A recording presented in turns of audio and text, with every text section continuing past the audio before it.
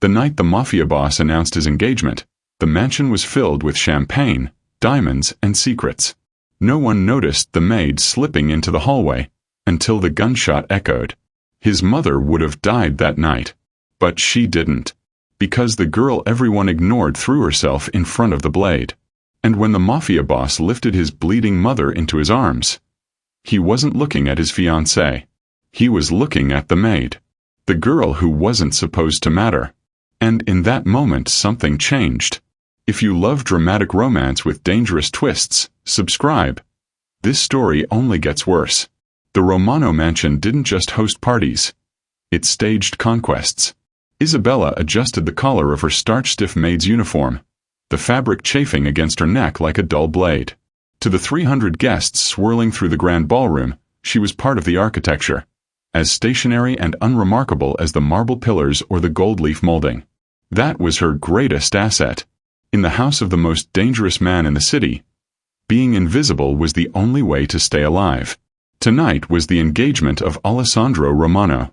The air was thick with the scent of expensive cigars, vintage champagne, and the kind of perfume that cost more than Isabella's yearly salary. High above, the crystal chandeliers vibrated with the low hum of power. Men discussing territories, women calculating social assassinations, and guards with hidden holsters tracking every shadow. Isabella moved through the crowd with a silver tray balanced on her fingertips. Left foot, right foot, eyes down. That was the rhythm. Never meet their gaze. If you looked a Romano guest in the eye, you became a person.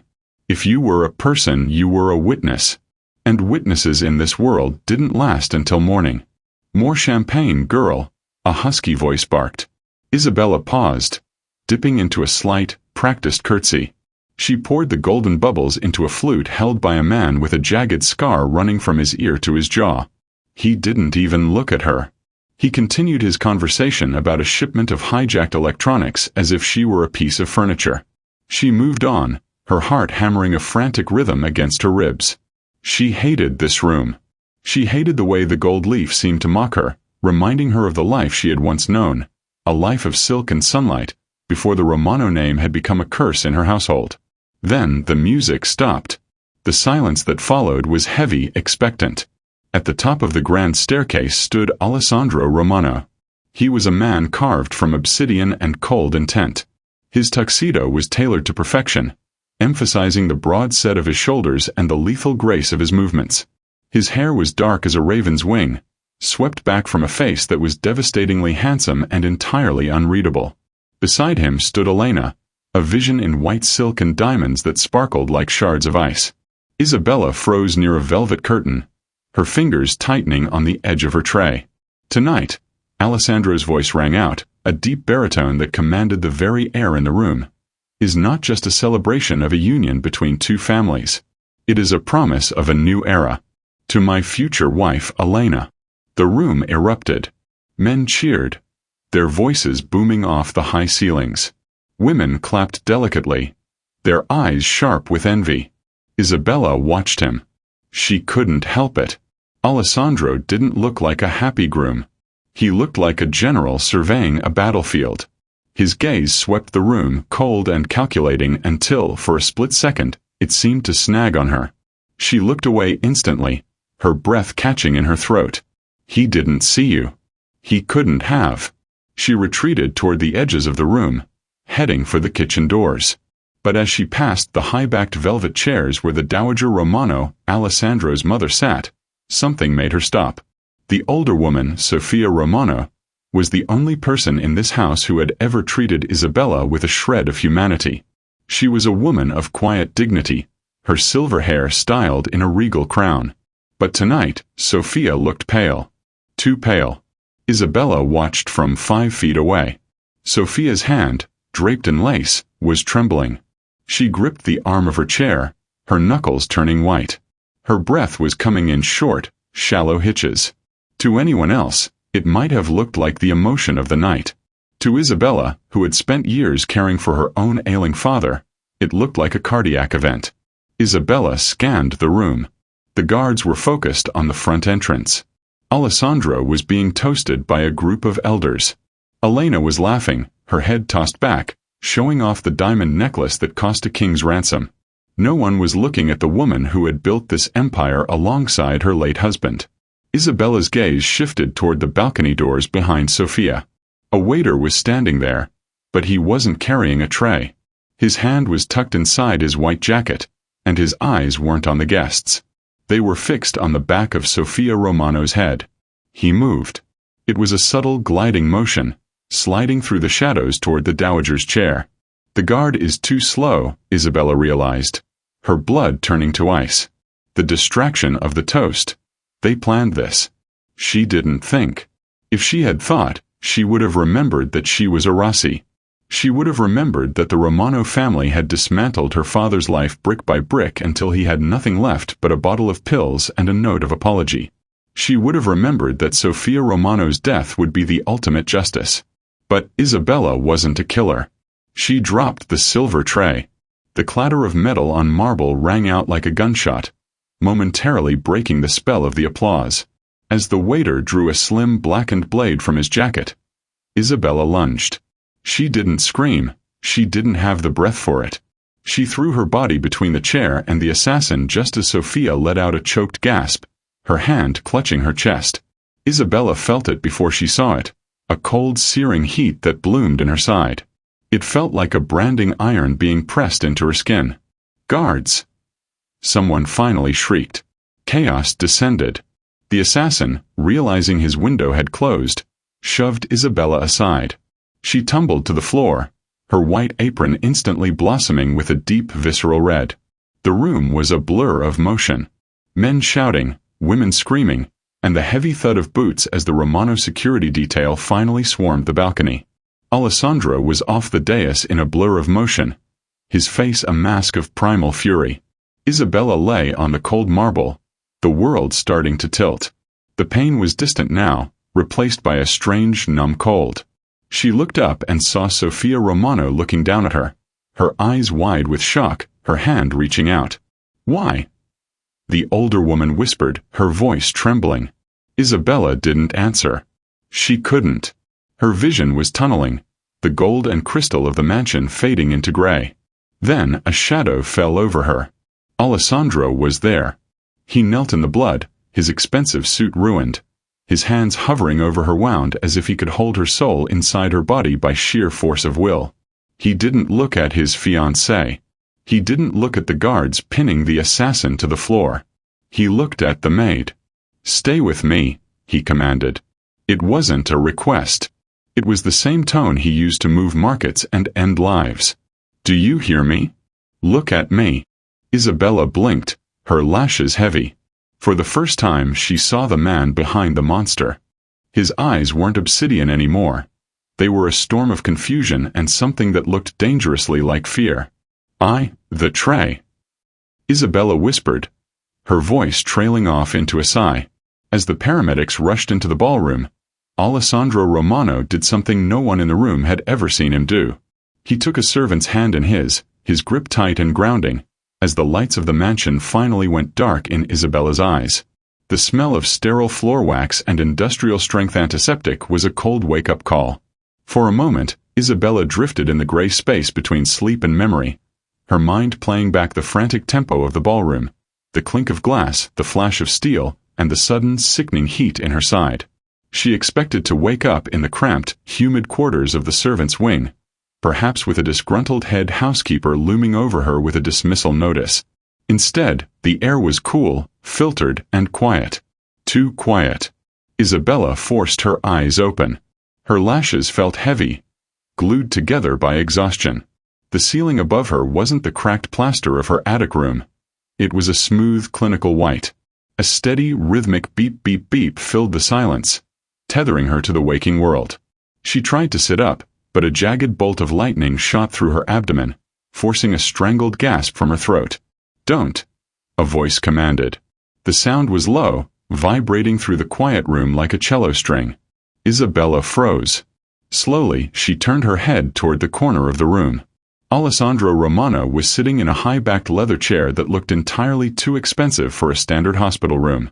He had discarded his tuxedo jacket, his white silk shirt unbuttoned at the collar and the sleeves rolled up to his elbows, revealing forearms corded with tension and etched with the faint, dark ink of tattoos she had never been allowed to see. His hair was disheveled, a stark contrast to the groomed predator who had stood on the staircase hours earlier. "Mr. Romano," she whispered, her voice sounding like sandpaper. "You've been out for 10 hours, he said. He didn't move. He sat with his hands steepled under his chin, his dark eyes fixed on her with an intensity that made her feel more exposed than the hospital gown did. "The blade missed your kidney by less than an inch. You're lucky." "Lucky," she repeated, the word tasting bitter. "Is that what we're calling it?" Alessandro stood. His presence seemed to swallow the room, making the walls feel smaller and the ceiling lower. He walked to the edge of her bed, his movements predatory even in his weariness. He picked up the plastic pitcher of water from the bedside table, poured a cup and held it to her lips. Isabella hesitated. The most feared man in the tri-state area was offering her a drink. Her hand trembled as she reached for it, but he didn't let go. He held the cup steady, his fingers brushing against hers. The contact felt like an electric current. Hot, dangerous, and entirely unwelcome. She took a sip, the cold water soothing her parched throat. When she finished, he set the cup down and leaned over the bed rail, his face inches from hers. "Why did you do it, Isabella?" She looked away, focusing on the 4-bag dripping steadily above her. "It was an instinct." "Liar," he rasped. "My guards are trained for years to have that instinct, and they failed. You're a girl who polishes silver and folds linens. You saw a threat before my head of security did. You didn't just move, you chose. You chose to put your body between my mother and a knife."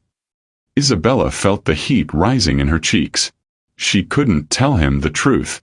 She couldn't tell him that she had spent her childhood watching her father's security detail, learning the tells of a man carrying a weapon. She couldn't tell him that she knew exactly what a professional hit looked like because her family had been ended by one. "She's an old woman," Isabella said instead, her voice gaining strength. "She didn't deserve to die for your politics." Alessandro's eyes narrowed. "My politics? You speak as if you're a judge, not a maid." "I'm a human being, Mr. Romano. Something your world seems to forget quite often." A tense silence stretched between them. In the hallway, the distant muffled sound of a nurse's station hummed, but inside the room, the air was thick enough to choke on. No one spoke to Alessandro Romano this way. Men had been buried for less than a sarcastic tone. But Alessandro didn't reach for her throat. He reached for her medical chart, flipping through it with a frown. "My mother is awake," he said abruptly. "The doctors say it wasn't a heart attack but a severe panic episode brought on by the sight of the assassin. She's been asking for you. She refuses to believe you're just staff." "I am just staff," Isabella insisted, though her heart hammered at the mention of Sophia. "Not anymore," Alessandro said. He stepped back, his expression shuddering into that cold, unreadable mask again. "You saved a Romano. That makes you a debt. And I don't like owing anyone, Isabella. Especially not someone I know nothing about." He walked toward the door but stopped with his hand on the handle. He didn't turn back. "The assassin is dead," he said coldly. "He didn't survive the interrogation. But he mentioned something before he passed. He said he didn't expect a ghost to stop him. He recognized you, Isabella. Or he thought he did." Isabella's breath hitched. She forced her face to remain a mask of confusion. He must have been mistaken. Pain makes people see things. "Perhaps," Alessandro said, his voice dropping an octave. "But I've started an investigation of my own. I don't believe in ghosts. And I don't believe in coincidences." He left the room without another word, the heavy door clicking shut behind him. Isabella sank back into the pillows, her side throbbing in rhythm with her heartbeat. She was safe for now, but the walls were closing in. Alessandro Romano wasn't a man who stopped until he had the truth, and her truth was a death sentence. 2 hours later, the door opened again. This time, it wasn't Alessandro. Elena, the fiancé, walked in. She was dressed in a sleek cream-colored power suit, her blonde hair perfectly coiffed, looking every bit the Mafia princess she was. She didn't bring flowers. She didn't bring well wishes. She brought a checkbook. Elena walked to the foot of the bed, her eyes scanning Isabella with a mixture of pity and intense dislike. "You look terrible," Elena said, her voice like honey poured over glass. "I was stabbed, Miss Elena. It tends to ruin one's complexion." Elena stiffened, her eyes flashing. She pulled a gold pen from her designer handbag and scribbled a figure on a slip of paper. She tore it off and tossed it onto Isabella's lap. "That is $50,000, Elena said. "More than you'd make in 5 years of scrubbing floors. Take it. Move to another city. Get your wound treated by the best doctors, and then disappear." Isabella looked at the check. The zeros blurred before her eyes. It was a ticket out. A way to escape the Romano shadow forever. "Why?" Isabella asked. "Because you're a distraction," Elena snapped, her composure slipping. "Alessandro hasn't slept. He hasn't left this floor. He canceled 3 meetings with my father to sit in that chair and watch you breathe. You're a hero now, and heroes are dangerous. They inspire feelings that shouldn't exist." Elena leaned over the bed, her perfume cloying and sweet. "You're a maid, Isabella. A nobody. Don't let a little bit of blood make you think you're a protagonist in his story. You're a footnote. Take the money and go before I decide that paying you is too expensive." Isabella looked at the check, then up at Elena. With trembling fingers, she picked up the paper and tore it down the middle. Then again. And again. She let the scraps fall onto the hospital floor. "I didn't save his mother for your money," Isabella said, her voice low and steady. "And I don't take orders from you." Elena's face contorted in a mask of rage. She opened her mouth to speak, but a shadow appeared in the doorway. "Is there a problem here?" Alessandro stood there, his eyes dropping to the shredded check on the floor, then to Elena's flushed face. Elena immediately smoothed her expression, forcing a brittle smile. "No, darling. I was just checking on our little hero. But she seems quite tired." Alessandro didn't look at his fiancé. He looked at Isabella, who was staring back at him with a defiance that burned brighter than the pain in her side. "Elena, leave," Alessandro commanded. "But Alessandro, leave. Now." As Elena scurried out, her heels clicking angrily on the linoleum, Alessandro walked to the bed. He looked at the torn pieces of the check. A small, dark smile tugged at the corner of his mouth, the first sign of genuine emotion Isabella had seen on him. 50,000, he mused. She always was cheap. "I don't want your money either, Alessandro," Isabella said. "Good," he replied, his gaze dropping to her lips before snapping back to her eyes. "Because I have something else in mind for you. You aren't going back to the servants' quarters. When you're discharged tomorrow, you're moving into the guest wing. My mother insists. And I find myself curious to see what else you're hiding." Isabella felt a chill that had nothing to do with the air conditioning. The lion had invited her into his den, not to eat her but to study her. And she wasn't sure which was worse. The guest wing of the Romano mansion was a world apart from the attic rooms Isabella had called home for the past 6 months. Here, the air didn't smell of old wood and floor wax. It smelled of fresh lilies and expensive linen. The carpet was so thick it swallowed the sound of her footsteps, and the windows stretched from floor to ceiling, offering a panoramic view of the manicured gardens that felt more like a sprawling kingdom than a backyard. Isabella stood in the center of the room, clutching a small plastic bag containing her only belongings, the blood-stained uniform she'd arrived in and a few personal items the hospital had bagged for her. She felt like a virus in a clean wound. A soft knock at the door made her jump. Sophia Romano entered, pushed in a wheelchair by a silent, stone-faced nurse. The dowager was draped in a pashmina of pale lavender, looking fragile but regal. Her eyes, a softer version of Alessandro's piercing dark gaze, lit up the moment she saw Isabella. "There she is," Sophia said, her voice thin but warm. "The girl with the lion's heart." "Mrs. Romano," Isabella said, moving instinctively toward her. She winced as the stitches in her side pulled, a sharp reminder of her heroism. "Sit, child." Please, Sophia insisted, gesturing to the silk-upholstered chaise longue. I won't have my savior standing on my account. The doctors told me what happened. You didn't even hesitate. Isabella sat carefully, her hands folded in her lap. I did what anyone would have done. Sophia let out a soft, dry laugh. In this house. No, Isabella. In this house, people calculate the cost of a bandage before they offer it. You gave without thinking. That is a rare currency in the Romano family. The older woman reached out, taking Isabella's hand. Her skin was like parchment, but her grip was surprisingly firm. Alessandro told me you refused Elena's gift. I'm glad. She has a way of thinking that everyone has a price tag. It's a tedious trait. I don't want to be a burden, Isabella said, her eyes flickering toward the door.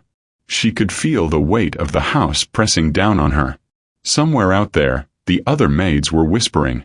Somewhere out there, Alessandro was watching security feeds. You aren't a burden. You are my guest, Sophia said firmly. And as long as I am the matriarch of this family, you will stay here until you are fully recovered. I've told the staff you are to be treated with the same respect as a member of the bloodline. Isabella's heart hammered. That was the last thing she wanted. Respect brought attention. Attention brought an investigation. Now, Sophia continued, her eyes sharpening with an intelligence that explained how she had survived decades in the Mafia underworld. Tell me about yourself, Isabella. Your file says you're from the city, but you have the posture of someone who spent her summers in the hills of Tuscany. Your Italian is too pure for a girl from the docks. Isabella's throat went dry. She had practiced this lie 1,000 times. My mother was a teacher. She was strict about my education, even when things got difficult. And your father? He was a businessman, Isabella said, the truth tasting like ash. He passed away a few years ago. That's why I took the job here. I needed the work. Sophia watched her for a long beat, her gaze lingering on the way Isabella's fingers nervously pleated the fabric of her skirt. A businessman. I see. Many men call themselves that. Some are builders, and some are destroyers. Before Isabella could respond, the door swung open. Alessandro stood there, still dressed in a dark suit, looking like he had just stepped out of a war room. The atmosphere in the room shifted instantly, the air becoming charged, heavy with his dominant presence. Mother, he said, nodding to Sophia. You should be resting. I am resting, Alessandro. I'm enjoying the company of a woman who doesn't talk about stock options or blood feuds, Sophia teased, though her eyes were gentle as she looked at her son. Alessandro walked over, his eyes sliding to Isabella. He didn't smile. He never smiled. But there was a look in his eyes, a dark, brooding curiosity, that was far more dangerous. The doctor is downstairs, Alessandro said. He wants to check your vitals before dinner. Sophia sighed, patting Isabella's hand. Duty calls. We will speak again, Isabella. I want to hear more about this teacher mother of yours. As the nurse wheeled Sophia out, Isabella stood to follow, but Alessandro stepped into her path. He was so close she could smell the scent of sandalwood and expensive scotch clinging to him. Stay, he commanded. The door clicked shut, leaving them alone in the vast gilded room. Isabella felt her pulse leaping in her throat. You're a very good liar, Isabella, he said, his voice a low vibration. I don't know what you mean. My mother sees a lion's heart. I see a woman who knows exactly how to play a role. You didn't flinch when I walked in. You didn't swoon like the other girls. You stood up, ready to defend your territory. He took a step closer, forcing her to back up until the edge of the chaise long pressed against the back of her knees. He leaned in, one hand coming up to rest on the wall behind her head, effectively pinning her. I ran your fingerprints, he whispered. Isabella's world stopped. Her breath hitched, her lungs refusing to expand. And she managed to gasp. And they came back clean, he said, his eyes searching hers, looking for a crack in the armor. Too clean.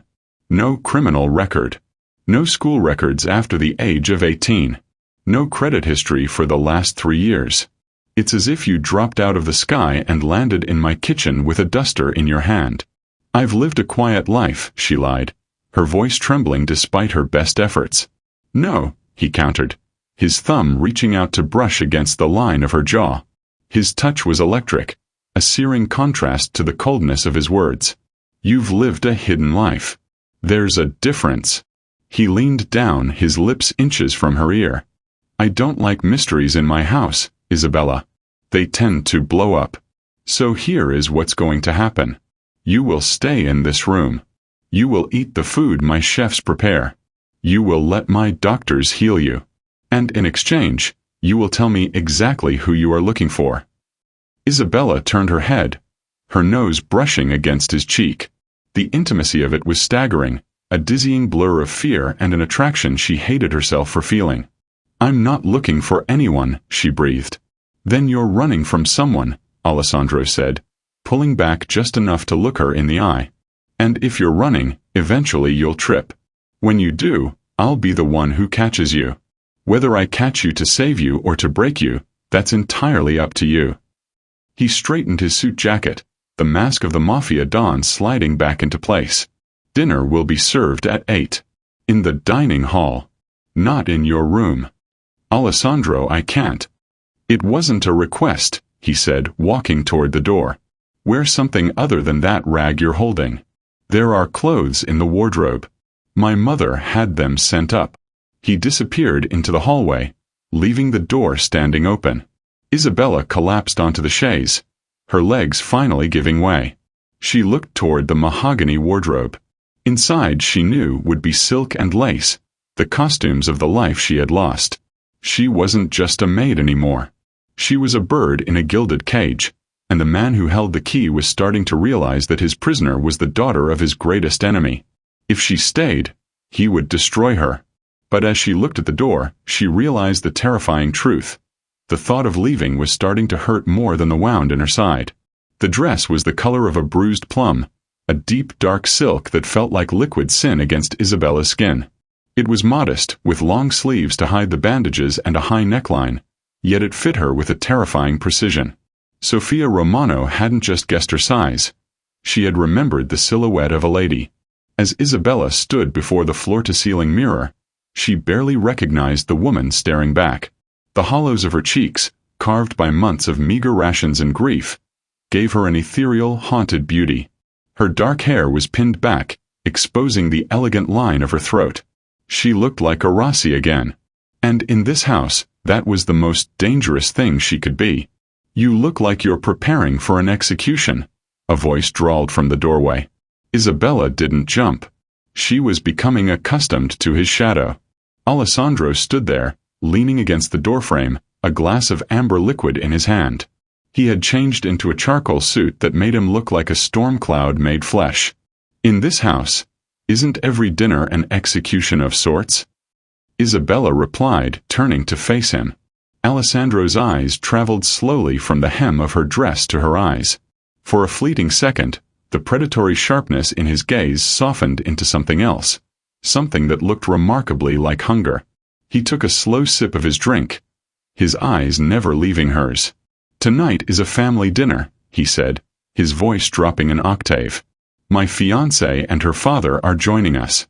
Keep your head down, speak when spoken to, and try not to look quite so much like a queen. It confuses the help. I am the help, Alessandro. Or have you forgotten? I haven't forgotten a thing, Isabella. He stepped aside, gesturing for her to lead the way. The walk to the grand dining hall felt like a march to the gallows. The mansion, which usually felt empty and echoing, was now alive with the sound of silver clinking and the low, hushed tones of the elite. When they entered the dining room, the conversation died instantly. The table was a sea of white linen and sparkling crystal. At the head sat Sophia, looking pleased. To her right was Elena, radiant in a crimson dress that screamed for attention. Beside Elena sat her father, Don Moretti, a man with a face like pitted stone and eyes that held no light. Elena's fork hit her china plate with a sharp clack. Alessandro, Elena said, her voice strained. I didn't realize we were inviting the domestic staff to formal functions now. Isabella is a guest of my mother, Alessandro said coolly, taking his seat at the foot of the table. He gestured to the empty chair directly across from Elena. Sit, Isabella. Isabella sat. She could feel Elena's gaze burning into her, a mixture of pure vitriol and mounting insecurity. Don Moretti, however, didn't look angry. He looked curious. He leaned forward, his heavy rings clinking against the table. So, Moretti said, his voice a gravelly rumble. The girl who saved the Romano matriarch. You have a name, child. Isabella, sir, she said, keeping her voice level. Isabella, Moretti repeated, tasting the name. You have a certain carriage. Most girls in your position would be trembling. You look like you've sat at tables like this before. My mother was very particular about manners, Don Moretti, Isabella said, using the same lie she had given Sophia. She believed dignity was the one thing no one could take from you. Dignity is expensive, Moretti countered. Usually, people lose it right around the time they lose their bank accounts. Elena let out a sharp, brittle laugh. Oh, Papa, don't bore her with philosophy. She's a maid. She's probably just wondering which fork to use for the salad. She's using the correct one, Elena, Sophia interjected smoothly, sipping her wine. Which is more than I can say for you at that age. The insult hit its mark. Elena's face flushed a deep, ugly red. She turned her venom back toward Isabella. Tell me, Isabella, Elena purred. Since you're so dignified, why work as a maid? Surely a woman of your talents could find work elsewhere. Or did you come to the Romano house specifically looking for a rich man to save? The room went cold. Alessandro's hand tightened around his wine glass until his knuckles turned white. Isabella felt the familiar sting of humiliation, the kind she had endured for months, but tonight, something in her snapped. She wasn't in her uniform anymore. I took the job because I needed to survive, Isabella said, looking Elena straight in the eye. And I stayed because I found that even in a house full of monsters, there was one person worth protecting. I didn't save Mrs. Romano for a reward. I saved her because I know what it's like to lose a parent to a coward's blade. Don Moretti's eyes narrowed. Alessandro looked at her with an almost prideful expression. A coward's blade, Moretti whispered. Is that what happened to your father, Isabella? Isabella realized she had said too much. The silence at the table was no longer awkward. It was dangerous. She could see the gears turning in Moretti's head, the way he was cataloging her features, her accent, and her defiance. He died in an accident, Isabella said quickly, lowering her gaze. I apologize. The wine has made me sentimental. It's quite all right, Sophia said, though her eyes were troubled. We have all lost people. That is the burden of our world. The rest of the dinner passed in a blur of tension. Elena spent the remaining courses pointedly ignoring Isabella, whispering loudly to Alessandro about their upcoming wedding and the gala they were planning. Alessandro answered in monosyllables, his gaze constantly drifting back to Isabella. As the meal ended and the guests moved toward the lounge for coffee, Elena cornered Isabella near a large marble bust in the hallway. You think you're clever, don't you? Elena hissed, her face inches from Isabella's. You think because he put you in a dress and sat you at his table, you're one of us. You're not. You're a stray dog he brought in from the rain. And the moment you stop being a novelty, he'll throw you back into the street.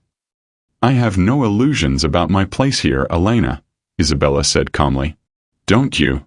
My father is already looking into you. He doesn't like mysteries any more than Alessandro does. If there is a single skeleton in your closet, he will find it. And when he does, I won't just fire you. I'll make sure you're erased. Elena turned on her heel and swept away, the scent of her expensive perfume lingering like a threat. Isabella stood trembling in the hallway. She needed to leave. Tonight, she would gather her things and disappear into the city before Moretti's investigators found the truth. She turned to head toward the guest wing, but a hand caught her arm, pulling her into the shadows of a recessed alcove. It was Alessandro. He didn't say a word. He pushed her back against the cold stone wall, his body a solid, warm weight against hers. His eyes were dark, stormy, and focused entirely on her mouth. "You shouldn't have challenged her," he whispered, his breath hot against her skin. "She started it. She's a viper." But she was right about one thing. Isabella's heart hammered against her ribs. "And what's that?" "You don't belong in the kitchen," Alessandro said, his hand sliding up to cup her cheek, his thumb dragging across her lower lip. "But you don't belong at a table with men like Moretti either. You're too pure for this, Isabella. Even your lies have a shred of truth in them." "Alessandro, let me go," she pleaded, though she didn't push him away. "I can't," he groaned, leaning down until their foreheads touched. "I should let you run. I should give you a bag of cash and tell you to never look back. But every time I look at you, I want to know more. I want to see what's under all that dignity." He kissed her then, a hard, desperate kiss that tasted of wine and forbidden things. It was a claim, a mark of ownership that shattered Isabella's resolve. For a moment she kissed him back, her hands tangling in his hair, forgetting that he was the son of the man who killed her father. He pulled away, his breathing ragged. He looked at her as if he wanted to devour her and protect her all at once. "Stay in your room tonight," he commanded. "Lock the door. Moretti's men are everywhere." "Alessandro." "Go," he said, his voice hardening. Isabella fled. She ran to her room, her heart a wild animal in her chest. She locked the door and leaned against it, gasping for air. She looked at her dresser. There, sitting on the polished wood, was a plain white envelope. She opened it with shaking hands. Inside was a single photograph. It was a picture of her father, Vittorio Rossi, standing in front of their old villa. Across the back, written in a sharp feminine hand, were 4 words. "I know who you are." The photograph felt like a piece of lead in Isabella's hand.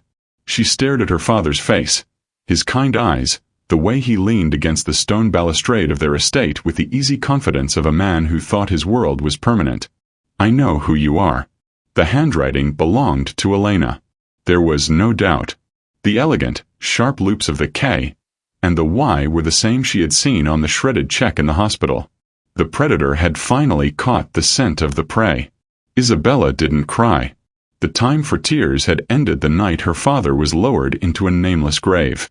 Instead, a cold, crystalline calm settled over her. She walked to the fireplace, struck a match, and watched the edges of the photograph curl into black ash. She couldn't protect the memory of her father anymore. She could only protect his daughter. She began to pack. Not the silk dresses Sophia had provided, but her old life. The worn jeans, the sturdy boots, the small locket that held a lock of her mother's hair. She was halfway through when the heavy oak door to her suite groaned open. She didn't turn around. She knew the weight of that step. Packing so soon. Alessandro's voice was like a low winter wind. "The doctors haven't cleared you for travel." Isabella closed her bag with a definitive snap. She turned to find him standing in the center of the room. He wasn't wearing his suit jacket anymore. His shirt was unbuttoned, his tie was hanging loose, but his eyes were sharper than she had ever seen them. In his hand, he held a file. "I assume Elena showed you her hand," Alessandro said, tossing the file onto the bed.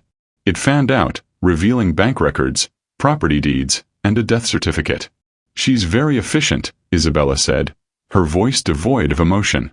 "She's a spiteful child who thinks information is a toy," Alessandro countered. He stepped closer, his presence filling the gap between them until she was forced to look up. "But she was right. You aren't Isabella the maid. You're Isabella Rossi, the daughter of the man who held the northern docks before my father took them.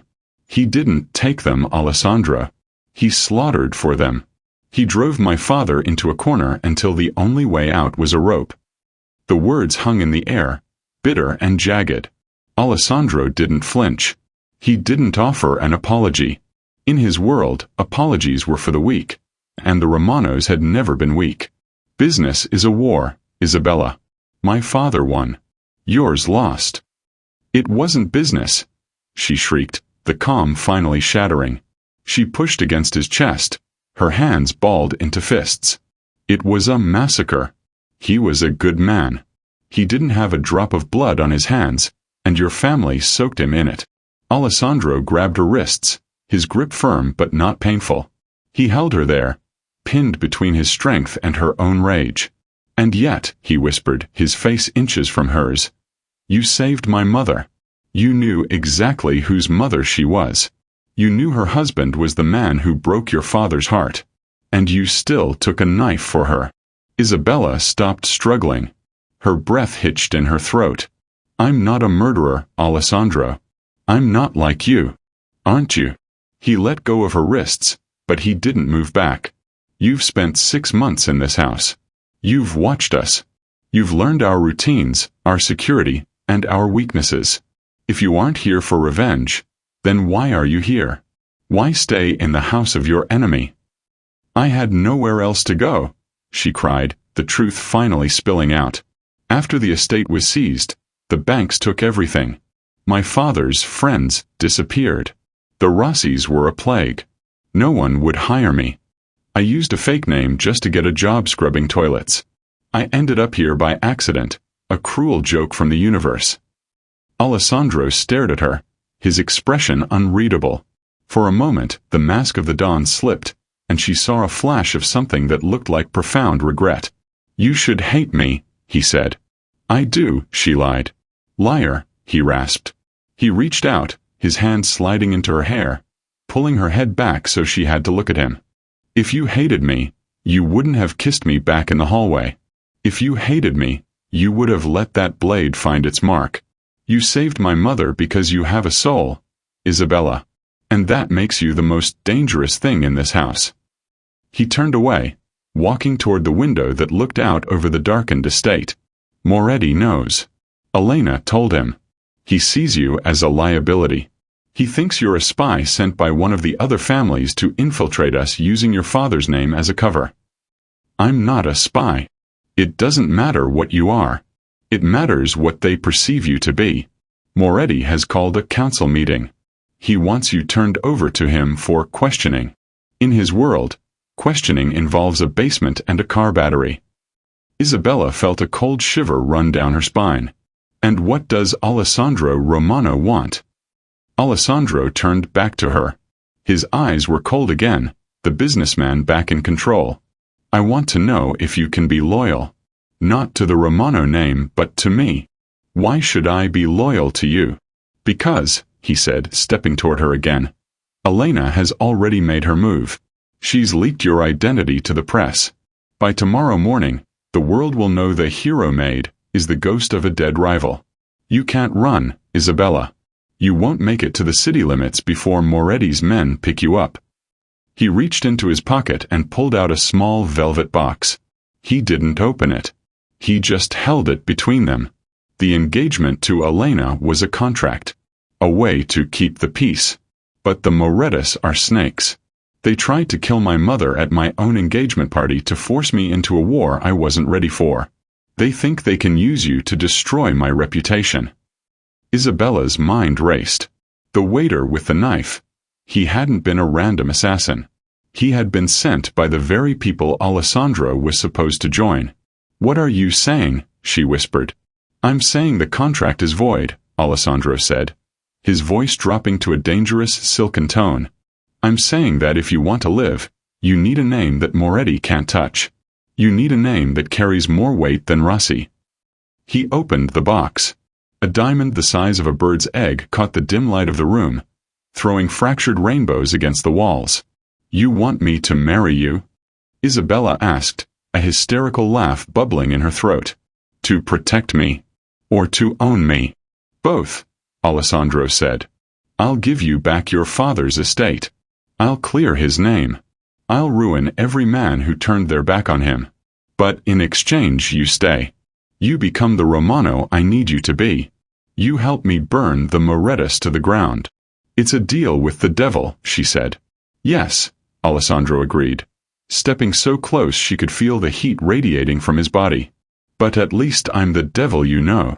A loud crash echoed from downstairs, the sound of the front doors being thrown open. Shouting voices followed the heavy tread of many men. They're here, Alessandro said, his hand going to the small of her back. Moretti didn't wait for the meeting. He's come to claim his prize. He looked at her, the diamond shimmering between them. Decision time. Isabella. Do you want to be a victim, or do you want to be a queen? Isabella looked at the door, then back at the man who had stolen her life and was now offering her the world. She reached out, her fingers brushing the cold gold of the ring. I want them to pay, she whispered. Then let's go show them how a Rossi returns from the dead, Alessandro said, a dark, lethal smile spreading across his face. The grand staircase of the Romano mansion had always felt like a stage, but tonight it felt like a scaffold. Down in the foyer, the air was electric with violence. Don Moretti stood at the center of the marble floor, flanked by 6 men whose coats bulged with the unmistakable weight of semi-automatics. Elena was there too, her face twisted in a mask of triumphant malice. She looked like she had already tasted the blood of her rival. Alessandro. Moretti's voice boomed, echoing off the vaulted ceilings. Bring the girl down. We know who she is. We know what she's doing in this house. Isabella stood at the top of the stairs, her hand trembling as it rested on the mahogany railing. She felt the weight of the plum-colored silk against her skin, a stark contrast to the rough cotton of the maid's uniform she had worn only yesterday. Beside her, Alessandro was a pillar of cold, unyielding iron. He didn't look like a man under siege. He looked like a god preparing to cast a bolt of lightning. You're making a lot of noise in my home, Moretti, Alessandro said, his voice calm, dropping over the balcony like a silken shroud. Your home. Elena spat, stepping forward. You've turned your home into a sanctuary for a spy. She's a Rossi, Alessandro. Her father was a rat, and she's the plague he left behind. She's been feeding information to the triads, to the feds. Whoever will pay to see you fall. Isabella felt the urge to defend herself, to scream the truth, but Alessandro's hand caught hers. His grip was a silent command. Wait. Is that so? Alessandro asked, beginning his slow, measured descent down the stairs. He didn't let go of Isabella's hand. He drew her with him, forcing her to walk in step with his predatory grace. And what information would a maid have, Elena? What brand of silver polish do we use? The vintage of the wine in the cellar. She was in your study. Elena shrieked, pointing a manicured finger. I saw her. She's been playing you, playing your mother. She probably staged that assassination attempt just to get close to the inner circle. They reached the bottom of the stairs. Alessandro stepped into the center of the foyer, putting himself directly between Isabella and Moretti's guns. He looked at the men surrounding them with a bored, lethal indifference. The assassination attempt, Alessandro mused.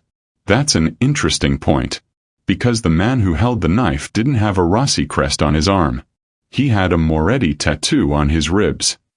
The silence that followed was absolute. Moretti's eyes narrowed until they were mere slits in his weathered face. You're reaching, boy. You're trying to protect a girl who wants you dead. I'm protecting what's mine, Alessandro countered. He raised Isabella's hand, the one now adorned with the massive shimmering diamond. Elena's breath hitched.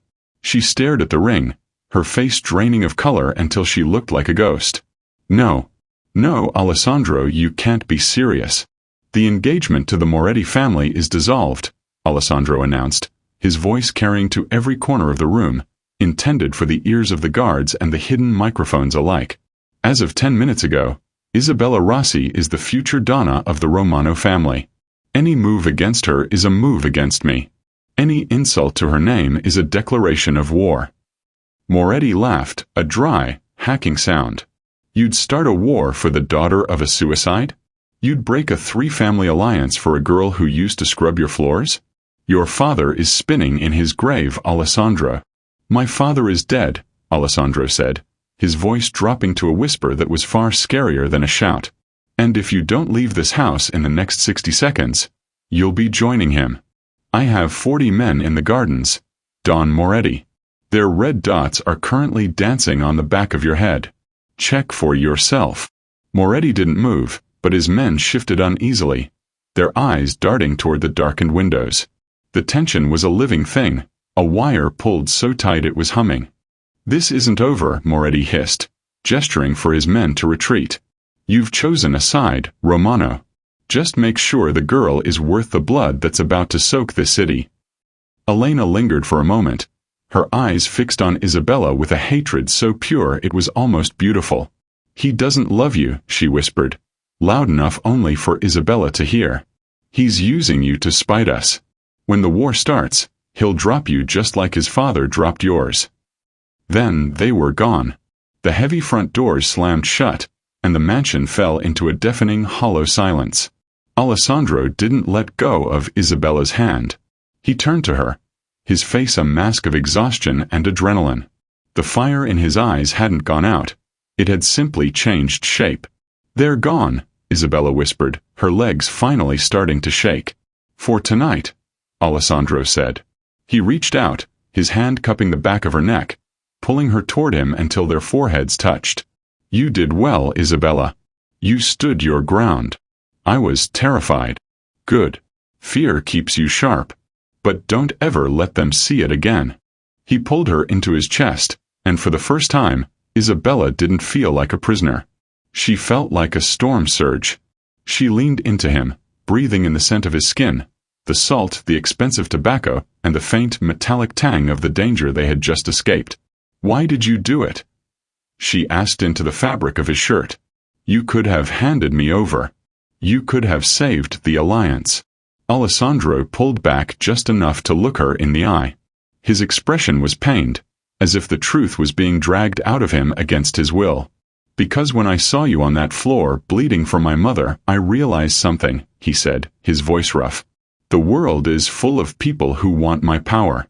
There is only one person who wanted to save my soul. I can't let that go, Isabella.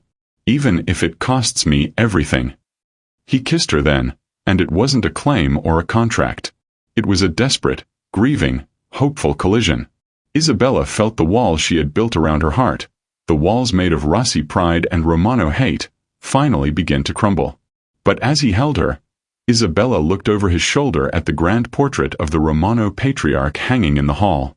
The man who had destroyed her father seemed to be watching them, his painted eyes full of a dark, silent warning. She had her name back. She had a ring on her finger. But she knew the truth. In this world, a crown was just a target that stayed on your head while you slept. Alessandro, she whispered as he pulled away. Yes. I need to tell you one more thing. About the night my father died. Alessandro's eyes sharpened. What about it? He didn't just leave a note, she said, her voice trembling. He left a key. To a vault, he said, would end the Romanos if it ever came to light. I've had it hidden for 10 years. The air in the room grew cold again. Alessandro stared at her, the weight of her words settling between them like a drawn sword. Where is it? He asked. In the one place no one would ever look, Isabella said. Under the floorboards of the maid's quarters. As they turned to head toward the servants' wing, the lights of the mansion flicker and die. In the sudden darkness, the sound of a window shattering echoes from the floor above. The war hadn't waited for morning. It was already inside. The darkness was absolute, a thick, suffocating velvet that smelled of ozone and broken glass. Isabella's heart didn't just beat. It thrashed against her ribs like a trapped bird. Beside her, Alessandro was a ghost of motion. She felt the rush of air as he drew a weapon from his waistband, the metallic snick of the safety coming off sounding like a thunderclap in the silence. Stay behind me, he hissed, his voice a low vibration that seemed to come from the floorboards themselves. Don't breathe unless I tell you to. Alessandro, the key. Forget the key. If we're dead, the vault doesn't matter. He reached out, his hand finding hers in the dark. His palm was calloused and warm, the only grounding force in a world that had suddenly turned lethal. They moved with agonizing slowness toward the service stairs. Every groan of the house and every rustle of the wind outside sounded like a footstep. A flash of light cut through the foyer, a tactical flashlight from the floor above. It swept across the marble, illuminating the shattered remains of a crystal vase. Then came the sound, the rhythmic, muffled thud of boots on carpet. Not the heavy, arrogant stride of Moretti's thugs, but the disciplined, synchronized movement of professionals. Mercenaries, Alessandro whispered, his grip tightening on her hand. Moretti didn't just leave. He called in the cleaners. They reached the narrow door to the maid's quarters. Alessandro shoved it open and pushed Isabella inside, spinning to face the hallway with his gun raised. A shadow appeared at the end of the corridor. Alessandro fired 2 suppressed shots, *thwip, thwip*, and the shadow slumped without a word. "Go," he urged. Isabella scrambled across the floor of her old room. It felt smaller now, humbler, a stark contrast to the gilded cage she had occupied for the last week. She reached the loose floorboard under the bed, the one place she had kept her secret safe while she scrubbed the Romano floors. With shaking fingers, she pried the wood up. Her fingers brushed cold steel. She pulled out a heavy, antique brass key and a small leather-bound ledger. "I have it," she gasped. Alessandro was at her side in an instant. He didn't look at the key. He looked at her. The moonlight through the small, high window caught the sharp line of his jaw and the frantic intensity in his eyes. "Isabella, look at me." She looked up, clutching the ledger to her chest. "If we go out that door, there is no turning back," he said, his voice raw. "That book, if it contains what you say it does, it's not just a weapon against my family. It's a death warrant for anyone holding it. My father's secrets have a body count that stretches back 40 years. "I know," she said, her voice finally finding its steel. "But my father died protecting this. I won't let his silence be for nothing." An explosion rocked the mansion. The floor buckled, and the sound of masonry collapsing echoed from the grand hall. Moretti wasn't just looking for Isabella anymore. He was leveling the Romano power base. "The tunnels," Alessandro commanded. "Under the wine cellar. Move." They ran. They sprinted through the burning skeleton of the mansion, dodging fire and the whistling sting of bullets. They reached the basement just as the grand staircase, the stage where they had stood as king and queen only an hour before, groaned and gave way in a roar of dust and timber. In the damp, cool dark of the tunnels, Alessandro stopped to catch his breath. He leaned against the stone wall, his shirt torn, blood trickling from a cut on his temple. He looked at the woman beside him, the maid who had become his fiancé, the victim who had become his accomplice. "You had a choice, Isabella," he said, the sound of his breathing ragged in the tunnel. "You could have taken that key to the police. You could have destroyed the Romanos from the safety of an anonymous tip. Why did you give it to me?" Isabella looked at the brass key in her hand, then at the man who had stolen her past and offered her a future built on ashes. "Because," she whispered, stepping into his space, "I don't want justice, Alessandro. Justice is for the people who believe the world is fair. I want what you want. I want the people who hurt us to watch as we build something better on top of their graves." Alessandro stared at her, a slow, dark smile spreading across his face, a smile of recognition. He didn't see a Maid. He didn't see a Rossi. He saw his equal. "Then let's go start a war," he said. They emerged from the tunnel a mile away, in a graveyard on the edge of the estate. Behind them, the Romano mansion was a pillar of orange flame against the night sky. The empire was burning, but as Alessandro pulled Isabella into the back of a waiting, unmarked SUV, the power dynamic had shifted forever. He took the ledger from her hand and opened the first page. His eyes scanned the names, the dates, and the betrayals. His face went pale, then hard as granite. "My father didn't just kill yours, Isabella," Alessandro said, his voice trembling with a new kind of fury. "He framed him. This ledger. It shows that the Morettis and the Romanos were partners in the heist that destroyed the Rossi name. They used your father as the scapegoat." Isabella felt the world tilt. They were partners? Yes. And Elena's father was the one who pulled the trigger on the final hit. The SUV sped away into the darkness, leaving the fire behind. Isabella sat in the back, the heavy diamond on her finger catching the light of the passing street lamps. She wasn't the girl who had stepped in front of a knife anymore. She was the woman holding the matches. Alessandro reached over, taking her hand and interlacing their fingers. "Tomorrow, the city wakes up to a new world," he said. "The Morettis think they won tonight. They think they've erased the last of the Rossis and humbled the Romanos. And what will we show them? Isabella asked. Alessandro leaned in, his lips brushing her ear, his voice a promise of the carnage to come. We're going to show them that a Romano and a Rossi make a very bad set of enemies. I promised you a throne, Isabella. I just didn't tell you we'd have to wash the blood off it first. As the car disappeared into the city, Isabella looked down at the ledger. She saw a name on the final page, a name Alessandro hadn't noticed yet, a name that changed everything. Sofia Romano. The woman she had saved, the woman who had called her a daughter, was the one who had signed the order for her father's death. The war wasn't just outside the walls.